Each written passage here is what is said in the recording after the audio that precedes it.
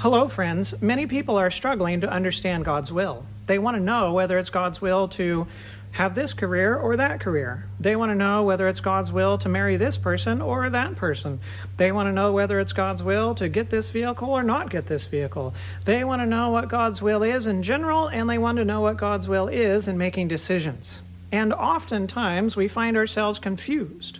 And maybe we wait for signs. Maybe we throw out fleeces. Maybe we do all of these different things, and we still don't understand really how to understand what God's will is.